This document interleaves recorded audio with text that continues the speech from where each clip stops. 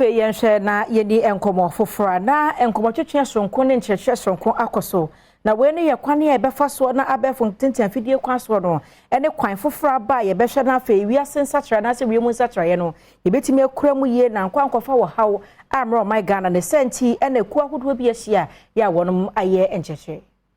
Assistant Chief Statistician of Ghana Statistical Service ya onukre science ye penina wada Agriculture and Environment Unit ano ewo GSS Dr. Benesewa Ofisu Badu echiremu a ebraso se omenyi ejire enhyehye ya wo ye se de be ya environmental economic accounts no wadi bedi dwuma amanaboa abodie mu nyansape abra wo kasa wo National Sensitization Forum on Green GDP a wo ye ewo koforudua ewo epoyemantemu no ena maami edi sansemi mu nkyeremu etudwa.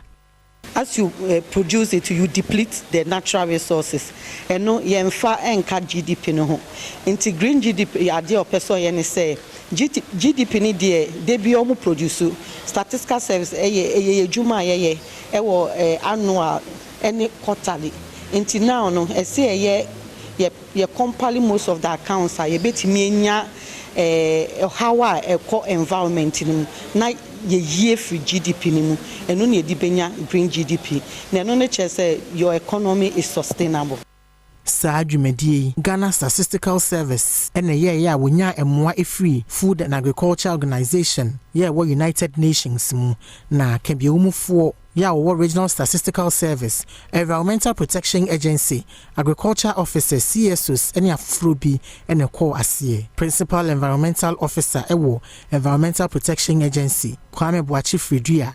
echiremu se sanhyiamu aboa ama entiasia wo ewo green GDP ho no emu abai.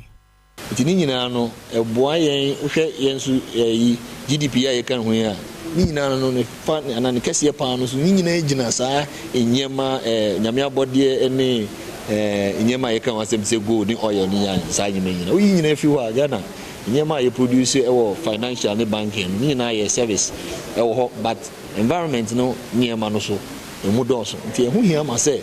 ye behwe se ehu banbo ene ehu toto ehu nsem no ya toto ni yi se na ebe kosoara etimi ama ende